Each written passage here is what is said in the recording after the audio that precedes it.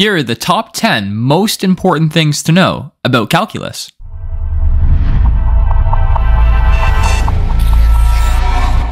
Must know number 1, Newton's quotient. To be able to fully understand calculus, you're going to have to understand the logic behind Newton's quotient and how to use it to find the derivative of a function from first principles.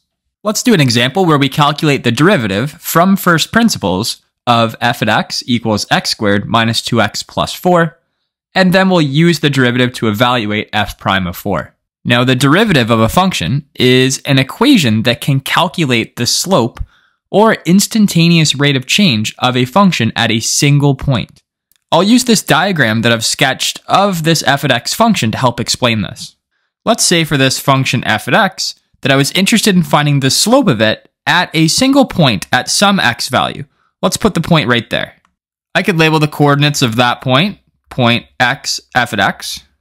The slope of the function at that single point could be visualized by me drawing a line that is tangent to this function at that point.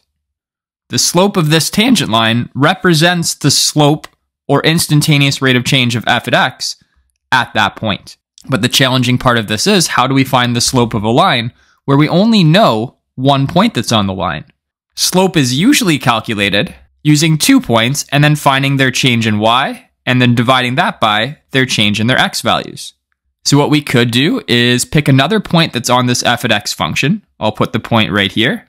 And let's say that that point is h units to the right of the original point. So its x coordinate would be x plus h, and its y coordinate would be the value of the function at x plus h. And now it would be easy to calculate the slope of the line that connects those 2 points. We can find the slope of that secant line just by doing the change in the y coordinates, f of x plus h minus f of x, and then dividing that by the change in the x coordinates, x plus h minus x. And those x's would cancel out, and in the denominator we'd be left with just an h. Now, the slope of that secant line does not match the slope of that tangent line. We could make it a better match or a better approximation by moving that point closer along the function to the original point that we want the slope at. So we can make the h value, which stands for the change in x, we could make it smaller. So let me zoom in to show you how that would work. If I put the point right here and then found this secant line, notice that that secant line more closely matches the slope of the tangent line. So the logical thing to do to get the best approximation for the slope of this tangent line is to move this point infinitely close to the point we want the slope at. And we have a notation for that. F prime of x. This apostrophe means a lot. It means it's the equation of the derivative, which means it's finding the slope of the tangent at a point. It's the instantaneous rate of change of the function at a point. And to find that, what we want to do is find the limit of the secant slopes, so of that formula, as the change in x, which we call h, approaches 0. So this just communicates that as this point moves infinitely close to the point we want the slope at, the slope of the secant line approaches the slope of the tangent line. And now let's use this formula to find the derivative of that specific f of x function. So f prime of x equals the limit as h goes to 0 of f of x plus h. To evaluate a function at x plus h, I need to sub x plus h in for both of the x's into the function. And then Newton's quotient tells me I then have to subtract f of x. So I need to subtract that function. And that all needs to be divided by h. Now, this limit is in indeterminate form right now. We can't do direct substitution yet, but we can expand the numerator, collect our like terms, and get this out of indeterminate form. So I'll do x plus h all squared. I'll distribute the negative 2 to both terms, and I'll subtract all 3 terms of f of x. And now let me zoom in so we can see what we can simplify here. X squared minus x squared, those cancel out. Negative 2x plus 2x equals 0, and 4 minus 4 equals 0. Of all 3 terms that are left in the numerator, notice they all have an h. So on my next line, I'm going to common factor out that h. And now I know h is actually not going to be equal to 0 because we're finding the limit as h approaches 0. So I know that I can cancel out those h's, and I'll be left with a limit that is equivalent to this limit. And now this limit is out of indeterminate form, so now I can do direct substitution. I can sub 0 in for h, and then I have the equation of my derivative, which of course would simplify to just 2x minus 2. So this equation, which we call the equation of the derivative, can find you the slope or instantaneous rate of change of the f of x function at any x value you want. And in this question, it said to evaluate f prime at 4. That means find the slope of the function at an x value of 4. F prime at 4, we just sub 4 in for x. 2 times 4 minus 2 is 8 minus 2, which is 6. So this means at an x value of 4, the slope or instantaneous rate of change of the f of x function is 6.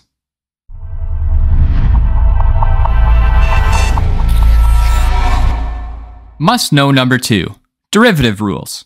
Not all derivatives have to be calculated from first principles using Newton's quotient. There are 4 basic rules which will save you a lot of time. There's the power rule, the product rule, the quotient rule, and the chain rule. Let's start with the power rule. If you're trying to find the derivative, which I could denote as d over dx, of a power function, so x to the n, there's a rule that says you can write the exponent as the coefficient of the power and then reduce the exponent by 1.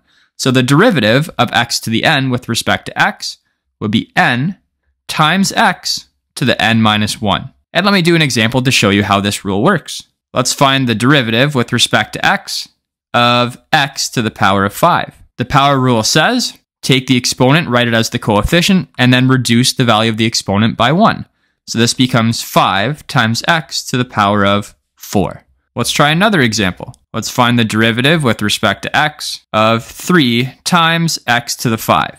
Well, when we have a constant factor as part of our derivative, we're actually allowed to move that in front of our derivative operator and then just multiply that by the derivative of the power. And we know the derivative of x to the 5, we write the exponent as the coefficient, keep the base, and reduce the exponent by 1. And then these constant factors of 3 and 5 can be multiplied together to give us 15x to the power of 4. So you can probably see the shortcut, that exponent can just be multiplied by whatever coefficient is already there. 5 times 3 is 15. And then the exponent, 5, reduces by 1 to give you 4. Let's move on to the next rule I want to show you, the product rule. Let's say you're finding the derivative with respect to x of a product of 2 functions of x. Let's call those functions f of x and g of x. Think of f of x as the first function of the product and g of x as the second function of the product. The product rule says do the derivative of the first function, so f prime of x, multiply that by the second function, plus do the derivative of the second function, and then multiply that by the first function. Let's see how that works. Let's find the derivative with respect to x of x squared plus 3 times 3x minus 1. Notice we have a product of 2 functions of x. X squared plus 3 is our first function of x, 3x minus 1 is our second function of x. If I follow the product rule, it tells me to do the derivative of the first factor, so the derivative of x squared plus 3 is 2x. That gets multiplied by the second factor, plus the derivative of the second factor, the derivative of 3x minus 1 is 3, and that gets multiplied by the first factor.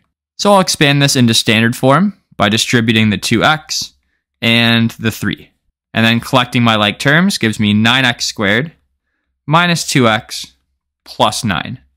The next rule, the quotient rule, which is very related to the product rule. But this time, what if I want to find the derivative with respect to x of a quotient of 2 functions of x?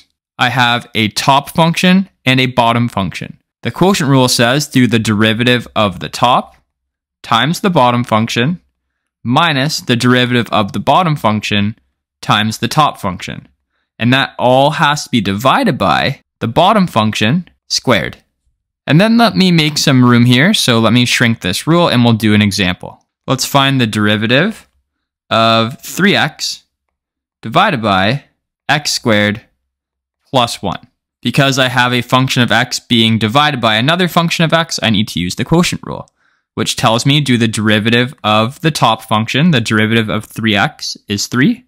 That gets multiplied by the bottom function, minus the derivative of the bottom function is 2x, multiplied by the top function. And then don't forget, this all gets divided by this bottom function squared. And if I expand the numerator into standard form, By distributing this 3, finding this product, and then collecting my like terms, I would get negative 3x squared plus 3 divided by that x squared plus 1 squared. And lastly, let's learn the chain rule, which is a rule we use when we have composite functions. So let's say we want to find the derivative with respect to x of f of g of x. So it's a function of a function. When you have that, you differentiate the outside function and leave the inside function exactly as it is, but then that has to be multiplied by the derivative of the inside function. So we'd multiply that by g prime of x. Now this chain rule can be applied to lots of different types of functions, but because for these examples we've been focusing on power functions, let me show you how this chain rule specifically applies to power functions. So let's say we're finding the derivative of not just x to the power of n, but f of x to the power of n. Using the power rule, you know we have to write that exponent as the coefficient of the power. We'll leave the base of the power exactly as it is, and then we'll reduce the exponent by 1. So we'd have n times f at x to the n minus 1. But because the base of the power is a function of x, and it's not just x, we then have to follow chain rule, which says multiply by the derivative of the inside function. So I need to multiply by the derivative of the base of the power. So this would be multiplied by f prime of x. So let's make some room and do an example to show you exactly how this would work. Let's find the derivative with respect to x of 3x minus 2 to the power of 4. This is a power function where the base of the power is a function of x. So following the chain rule, I know I take the exponent, write it as the coefficient of the power. I leave the base of the power exactly as it is. I reduce the exponent by 1, but then I have to remember to multiply this by the derivative of the inside function. The derivative of 3x minus 2 is 3. And then I could simplify this by multiplying those constant factors together. 4 times 3 is 12. So I have 12 times 3x minus 2 cubed. So let me zoom out here so you can see all 4 rules that we learned.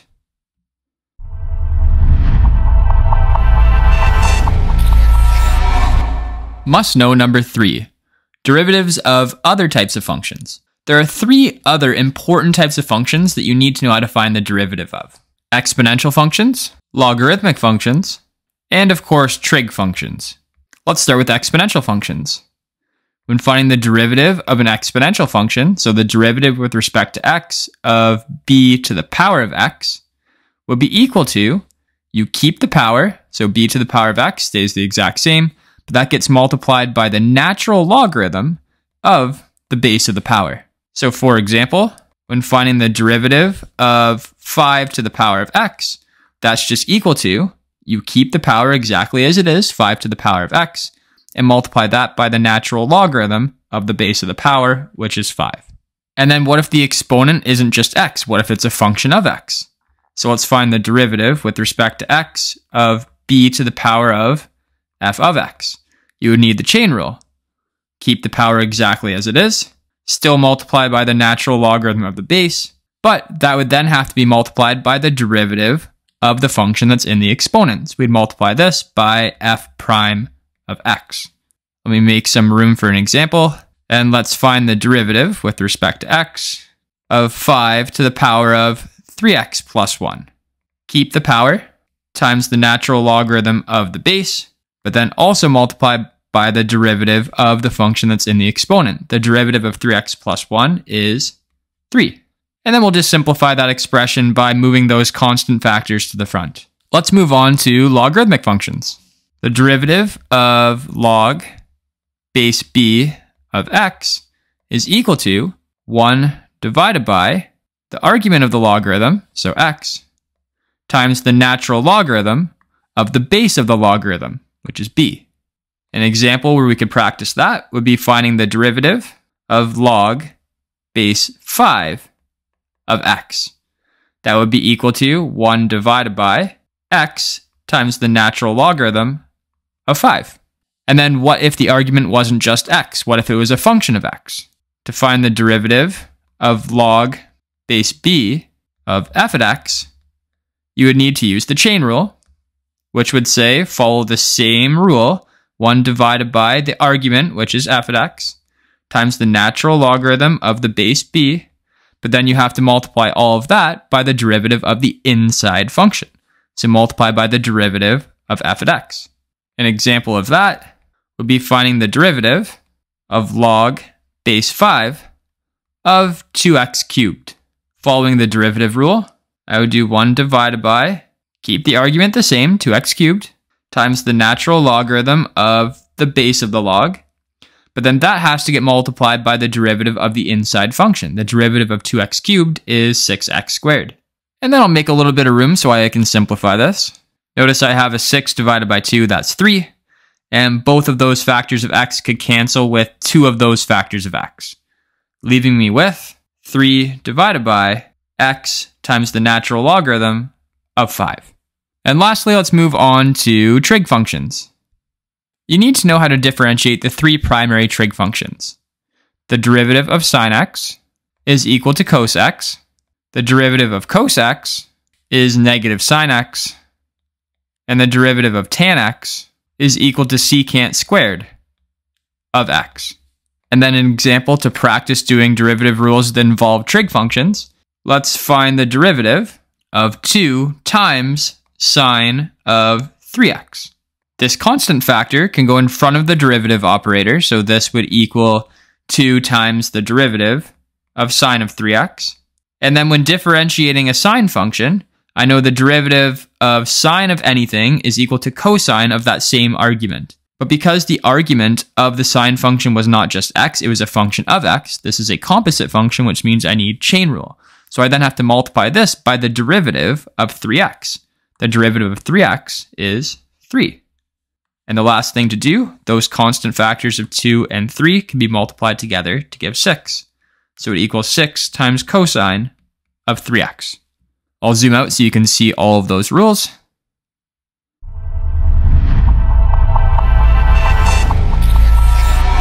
Must know number 4, the first derivative test. Before I show you the first derivative test, you're going to have to remember what the first derivative tells you about a function. If the value of the first derivative at an x value is greater than 0, so if it's positive, that means that the original function at that x value is increasing. That's because if we have a positive first derivative, that means the slope is positive, which means the function must be going up to the right. If the value of the first derivative at an x value is less than 0, that means the function at that x value must be decreasing, meaning it is going down to the right, which is why it has a negative slope. So using that information, the first derivative test is a way of classifying a critical number as a local max, a local min, or neither. Now I should define for you what is a critical number. A critical number is a number, let's call it c, that is in the domain of f at x, where f prime at c equals 0 or is undefined. Let's focus in on if the critical number makes the first derivative 0. If it makes the first derivative 0, that means at that point, the slope of the function is 0. So that could mean one of 3 things. It could be a local minimum point, it could be a local maximum point, or it could be neither. Let's zoom in on those 3 scenarios and look at how we could tell which of the 3 we have. Notice at all 3 of the points I've made, if I drew a tangent line, they would all be perfectly horizontal, which is why the first derivative would be 0. So if all 3 scenarios result in a first derivative being 0, how do we know if a critical number is a min, a max, or neither? Well, we analyze the function before and after the critical point. If we look at this scenario where we have a local minimum point, notice that the function is decreasing before the critical point, but then increasing after the critical point. That would mean that the first derivative would be negative before the critical point, and then positive after the critical point. In the scenario where there's a local maximum point, before the local maximum point, the function's increasing, and then after the local max, it's decreasing. So the first derivative would be positive before the critical point, and then it would be negative after the critical point. If the critical point is not a local max or a min, the function is not going to switch between increasing and decreasing. For example, it could be increasing before the critical point and continue increasing after. So the first derivative will not change signs. It's positive before the critical point, and it's positive again after the critical point. So the first derivative test is just a test which is an organized way of testing which of those scenarios do you have. So let's do an example where it says to find all of the local extrema of f at x equals 2x cubed plus 3x squared minus 36x plus 5. For this polynomial function, I know at any local extrema, so at any local max or min point, the slope of the function is going to be 0. So I'm going to start by finding the critical numbers of this function by finding the derivative, setting it to 0, and solving. So I'll find the derivative, f prime of x, by differentiating each of the terms independently, which would give me 6x squared plus 6x minus 36. Now I want to know when is the slope of the function 0, so I'm going to set the derivative, which represents the slope of the function, equal to 0, and then solve the equation. I notice all three terms over here. I could common factor a 6 from all three terms. And now this quadratic is a trinomial with a leading coefficient of 1. So I just have to find numbers who have a product of -6 and a sum of 1. The numbers that satisfy that product and sum are +3 and -2. And now using the zero product rule, I know the product of these factors would be 0 if either x plus 3 was 0 or if x minus 2 was 0. And those factors would be 0 if x was either -3 or 2. So those numbers are my critical numbers. I'm going to test the value of the first derivative on each side of both of those critical numbers to see if the function is increasing or decreasing, and that will allow me to conclude if I have a local max or a local min or neither at each of those x values. So to do that, I'm actually going to set up a table. On the far left is always -infinity, on the far right is infinity, and then between them is the critical numbers in ascending order. So -3 and 2. What I'm doing is splitting those two critical numbers into 1, 2, 3 intervals, and then within each interval, I'm going to find the sign of the first derivative and then draw a conclusion about what that tells me about the original function. So I now need to pick some test values. I'll start by finding a number between -infinity and -3.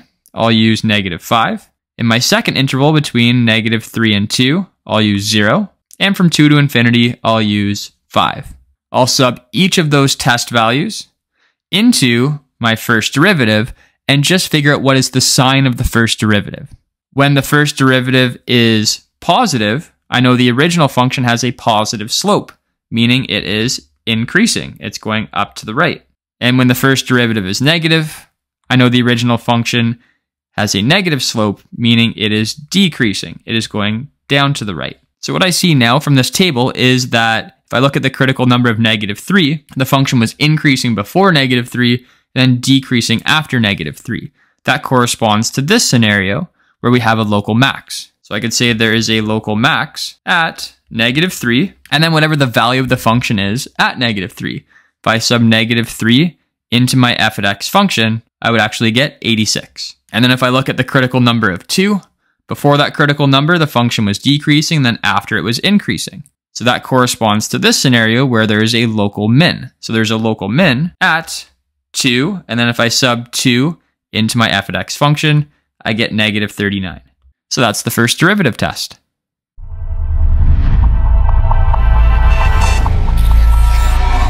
Must know number 5, the second derivative test. Before showing you the second derivative test, you have to know what the second derivative tells you about an original function. If the value of the second derivative at an x value is positive, so if it's greater than 0, the original function is what we call concave up. For a function to be concave up at a point, that would mean that at that point, if you were to draw a tangent line, the function would open above that tangent line. And notice concave up looks like a smiley face, so that's an easy way to remember that. And if the second derivative is negative at a given x value, we know that the original function is concave down at that x value. For a function to be concave down, it looks like this. Drawing a tangent line at any point on that shape, the function would open below that tangent line. So we say it's concave down. And also notice, looks like a frowny face. So if we have a critical number, which is a number that makes the first derivative be 0, so let's say if we have f prime at c equals 0, the sign of f double prime at c can actually help us classify the point c f at c as a local max or a local min. Now let me draw the shape of a function that has a local max and a local min so you can see how this would work. Notice at the local minimum point of this function, the slope of the function is 0, so the first derivative is 0, and the function is concave up, meaning the second derivative is positive. And at the local maximum point, the slope is again 0, so the first derivative is 0, but this time the function is concave down, meaning its second derivative would be negative. So the second derivative test is just a way of testing this. We find a number that makes the first derivative be 0, and then check and see, is the second derivative positive or negative at that critical number, which will tell us if it's a local min or a local max. Now, one thing that I should note for you is that if the first derivative is 0 and the second derivative is 0 at an x value, that means that the second derivative test fails. And you have to use the first derivative test to try and classify it as a local max or a local min. So let's do an example using the second derivative test. Let's find the local extrema of f at x equals x cubed minus 3x squared plus 2. For a polynomial function, any local extrema is going to have a slope of 0. So I'll start by finding the slope equation, which is the derivative. F prime of x equals, if I differentiate all three terms, I get 3x squared minus 6x plus 0. And now I'll set this derivative, which is the slope of the function, equal to 0, and then solve for what value of x has that slope of 0. So I could solve this equation. I could common factor a 3x from both terms, giving me x minus 2. And then the product of those two factors would be 0 if either this factor is 0 or that factor is 0. And that would happen if x was equal to either 0 or 2. So I have two critical numbers. At those two x values, the slope of the function is 0. So it might be a max, it might be a min, it might be neither. I'll use the second derivative test to help me classify. I'll need to start by, of course, finding the second derivative by differentiating the first derivative. So the derivative of 3x squared minus 6x would be 6x minus 6. And now what I have to do, I have to check what is the value of this second derivative at each of these critical numbers. And that will tell me if the function is either concave up or concave down at each of those critical numbers. So I will evaluate f double prime at 0, and when I sub 0 in for this x, I get negative 6. And because this is negative, it tells me at the x value of 0, the original function is concave down. So since I know at an x value of 0, the slope is 0, and it's concave down, I know it must look like this, where we have a local max point. So there's a local max at 0, and then whatever the value of f at 0 is. If I sub 0 into my f at x function, I get 2. Let's check the second critical number. Let's sub 2 into the second derivative. F double prime at 2 is equal to 6. Since this is positive, I know the original function is concave up when x is 2. Since it's concave up and it has a slope of 0, I know it must be this shape at that point, so it must be a local min. So there's a local min at 2, f at 2. When I sub 2 into the original function, I get negative 2. So 2 negative 2 is a local min. So that's how you use the second derivative test to find the local extrema of a function.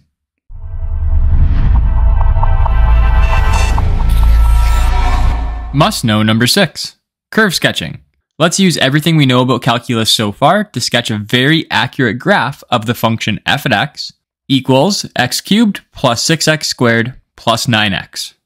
Step 1 of the curve sketching process is to state any restrictions on the domain of the function and the equation of any asymptotes that it has. Because this is a polynomial function, I know it's continuous, so there are no restrictions on the domain or any asymptotes.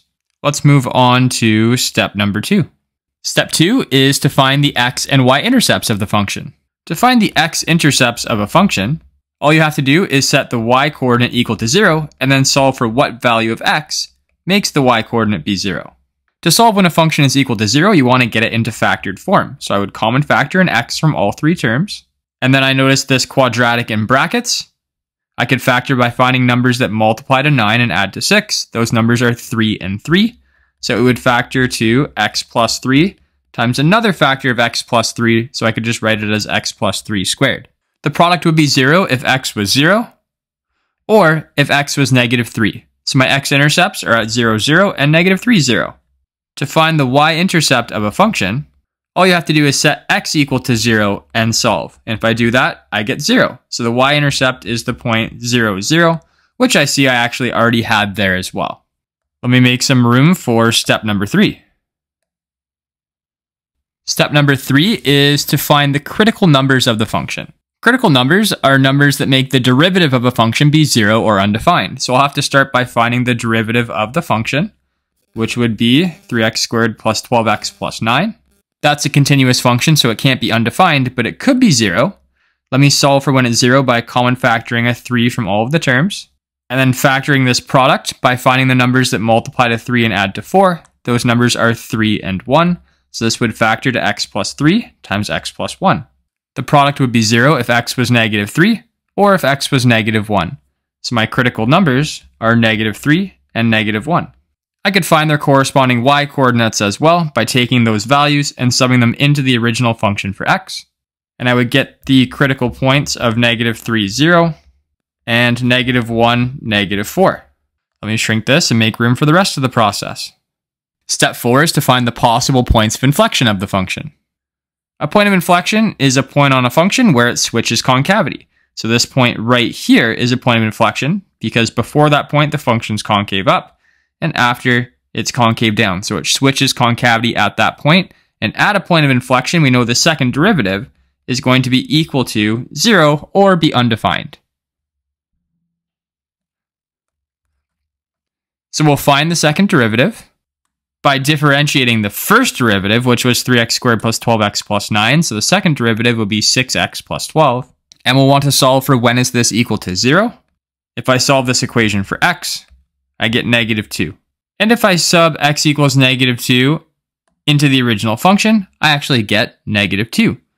So at the point negative 2, the function might switch concavity. We'll have to test on either side of that point to see if there's a change in concavity. So let me make some room for us to do that test. In this last step, before we actually graph the function, we're going to find the intervals of when the function is increasing or decreasing, and when the function is concave up or concave down. And we'll do that by picking test values on either side of any vertical asymptotes, critical numbers, or possible points of inflection we have for the function. So I'm going to make a chart where I'm going to test around all of those values. All right, let me zoom in on this chart that I've made. Notice the intervals always start and end with negative and positive infinity. And then between there, we have both critical numbers and the possible point of inflection in ascending order. I'm going to pick a test value around each of those values. For each of those test values, I'm going to sub them into the first and second derivative and record the sign of the answer. When I sub negative 5 into the first derivative, I get a positive result. That means the function has a positive slope, which means it is increasing. So I can say the original function in that interval must be increasing. When I sub negative 5 into the second derivative, I get a negative result. That means that the original function must be concave down in that interval. So a function that is increasing and concave down looks like that shape. And then I'll do that same process for the remaining 3 test values. Just sub them into the first and second derivative and record the sign of the answer. So I'll do that quickly for you. And then remember, the sign of the first derivative tells you whether the function is increasing or decreasing, and the sign of the second derivative tells you if it's concave up or down. So in this second interval between negative 3 and negative 2, the original function must be decreasing and concave down. Next interval, it must be decreasing and concave up. And then the last interval, increasing and concave up. So now we should actually be able to state any local max or min points we have and any points of inflection. At negative 3, the function switches from increasing to decreasing, so there must be a local max. And at negative 1, the function switches from decreasing to increasing, so there's a local min. And at negative 2, there is a change in concavity, which means there's a point of inflection at negative 2. Using all of this information in the chart, we should be able to sketch a very accurate graph of this function. And we could actually just imagine if we pieced all 4 of those shapes together, we would get the exact graph of this function. So I'll zoom out. I'll make some room for me to do a graph.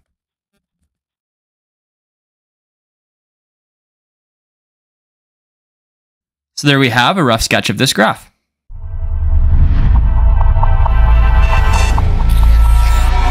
Must know number 7, optimization.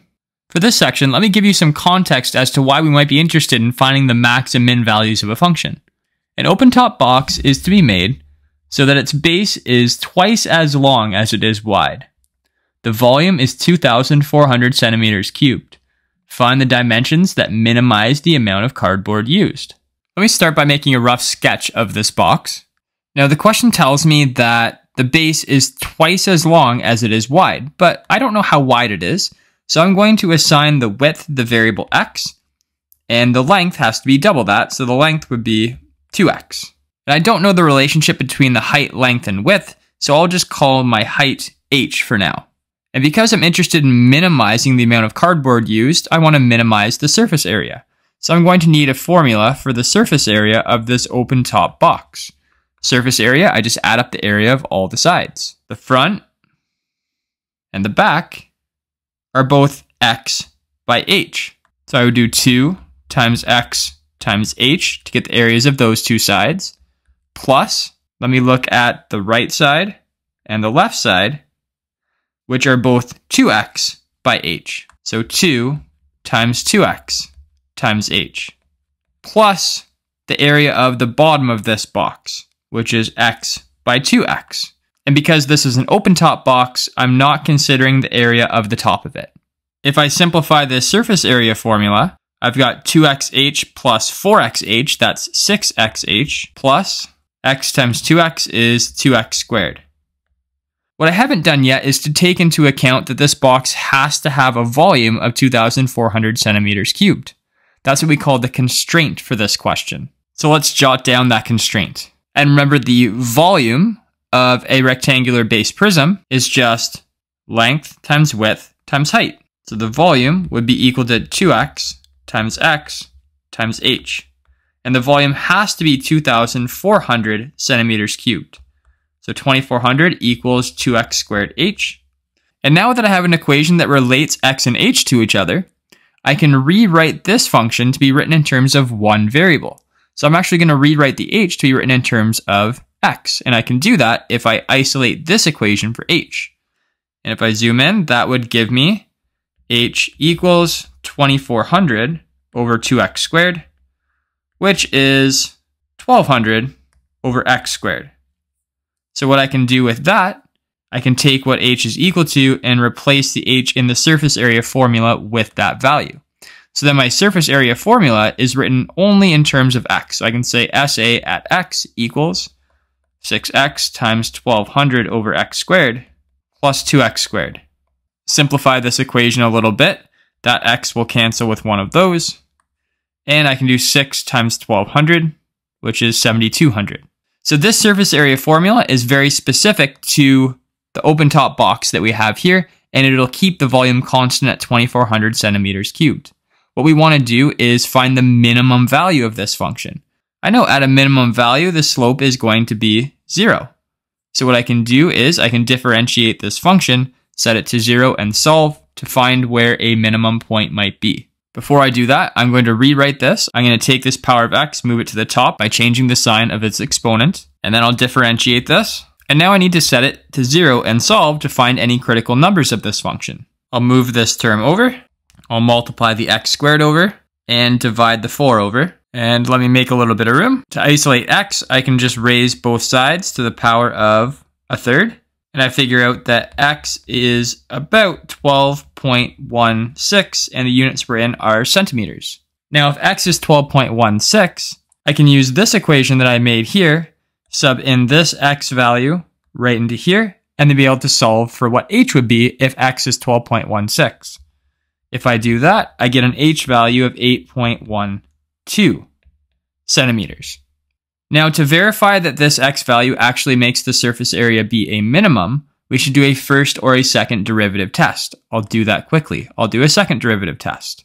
So for the second derivative test, I would have to calculate the second derivative by differentiating the first derivative. And then I'll sub in the critical number into the second derivative, and I get about 12. The fact that that's a positive number means that the surface area function is concave up at that point, which means the critical number we have must be a minimum point. So now that we've done that second derivative test, we could write our final answer.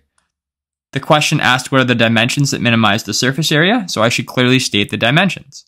Well, the width was just x, so the width is 12.16. The length is double x, so if I double x, I get 24.32.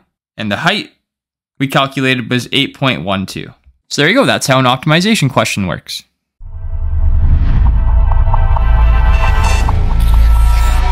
Must know number 8, antiderivatives, which is exactly what it sounds like. This is going to be the opposite of differentiation. And there's a very specific notation for this.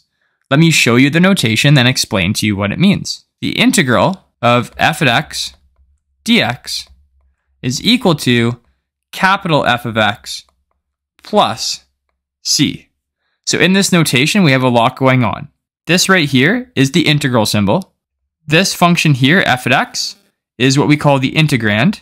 Dx is the variable of integration. And this integral is equal to capital F of x, which we call the antiderivative, plus any constant value. We call this value c. We call this our constant of integration. Now, the most important thing to take away about this equation I just wrote here is that this capital F of x is the antiderivative of lowercase f of x. That means that if I were to differentiate this, I would get this. So let's make a note of that. So in doing the indefinite integral of some function, what we're doing is we're looking for a function that if we were to differentiate it, we would get that integrand. And we always have to throw a plus c because the derivative of any constant is 0, so that c value could be anything. There are lots of different techniques for calculating antiderivatives, but let me show you a couple of them. The first example, let's just calculate the integral of 3x to the 4 dx. What that means is I want to find a function that if I differentiate it, I get 3x to the 4. For this integral, all we would need is the power rule of integration.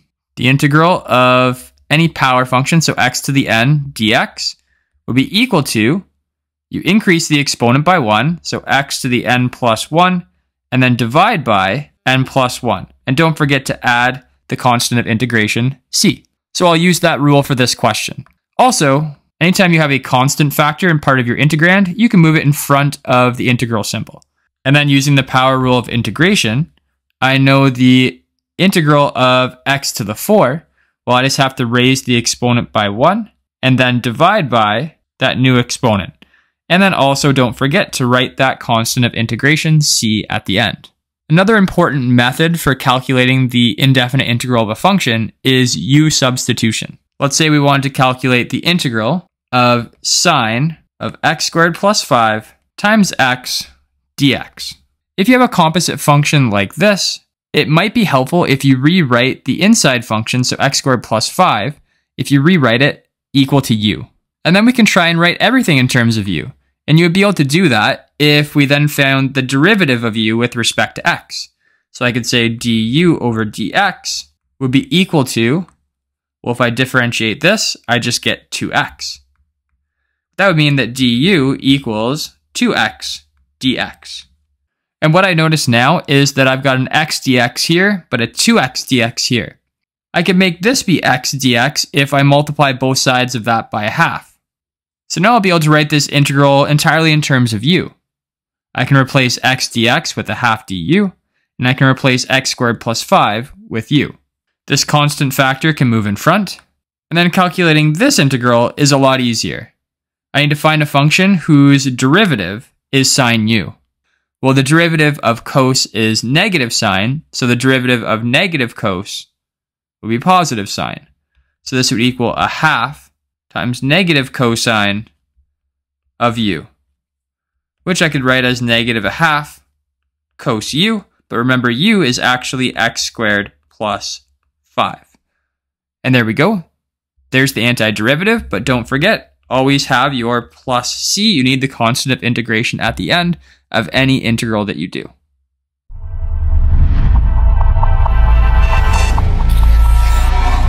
Must know number 9, definite integrals. Now that you know what antiderivatives are, let's see one of their main applications, which is finding an area under a curve. Let's say we're doing an example where we have to find the area of the region bounded by the graph of f at x equals negative x squared plus 5, the x-axis, and the vertical lines x equals 0 and x equals 2. So let me draw a graph of this so we can visualize what this is asking. So looking at this diagram, what the question is saying to find, it's saying find the area bounded by the region of our function, the line x equals 0, x equals 2, and the x-axis. So we're looking to find this whole area here, which is a difficult calculation because of that curved side. But what we can do, let me zoom in a little bit, we can break up this interval between 0 and 2. We can break it up into a number of subintervals. Let me break it into 5 sections. Within each of these 5 intervals that I've created, I'm going to draw a rectangle. And if I look at this first interval I've created, what I'm going to do to draw the rectangle is I'm going to use the right side of that interval. I'm going to go up and find where is the function at the right side of that interval and use that as the height of my rectangle. And I'll do that same process for the other 4 rectangles. Now notice those rectangles do not completely fill this area that I want, but it's a good estimation. Let me actually number these rectangles that I've had. Let me index them. This is my first rectangle, second, and so on. And then to calculate the area of any of these rectangles, what I would do is I would find the change in x between the left and the right side of the intervals. So I'll call this delta x. And I would find the height of the rectangle. I'll call this f at x sub I. And I'm calling it f at x sub I because the height is based on the right side of each of these intervals. And I could label the right side of the first interval x sub 1, the second rectangle x sub 2, and so on. And now I could write a general formula for finding the area underneath of a curve based on the idea that we're just adding up the area of rectangles. So this area that I'm trying to find here, I could say is equal to the sum from I equals 1 to 5, right? I'm going to add up all 5 areas of the rectangles. And for the area of each rectangle, the area of a rectangle is just its base times its height. So it would be f at x sub I times delta x. The problem with this formula, though, is there is lots of missing space here. So that's not the actual area of what we're looking for. In order to fill in more of this space, we could break up this interval into more rectangles. And what would make it the most accurate is if we broke it up into an infinite number of rectangles. So we'll actually find the limit of the sum of the areas of rectangle 1 all the way up to rectangle n, where n is approaching infinity, of, remember the area is f at x sub I times delta x. That's just its base times its height. And there's a notation that calculus uses to communicate this infinite sum of areas. We could say that this area is equal to the definite integral from a to b. We need a lower and an upper boundary, which we'll eventually replace with 0 and 2 once I apply it to this function, of f at x dx. So this and this are communicating the same thing. This sigma means sum, the same way this integral symbol, which kind of looks like an S, you can also think of it as a sum. We're finding the sum of the areas of a function times infinitely small values of x between a lower and an upper boundary. So we're just finding an infinite sum of rectangles under the curve. And based on the fundamental theorem of calculus, I know this is equal to the antiderivative at the upper boundary minus the antiderivative at the lower boundary. So let's apply this formula to the function that we have here and actually calculate that area we were looking for. So let me make some room and let's actually calculate the area between 0 and 2. So we'll find the definite integral between 0 and 2 of our function, which is negative x squared plus 5 dx. So to evaluate this, I need to evaluate the antiderivative of that at 2 minus its value at 0. So the antiderivative of negative x squared plus 5 would be negative x cubed over 3 plus 5x. And my limits for this are 0 and 2. So I'll sub 2 in for these x's and then subtract what I get when I sub 0 in for those x's. And that would give me negative 2 cubed over 3 plus 5 times 2 minus 0. So negative 8 thirds plus 10, which is 22 thirds, or about 7.33 units squared.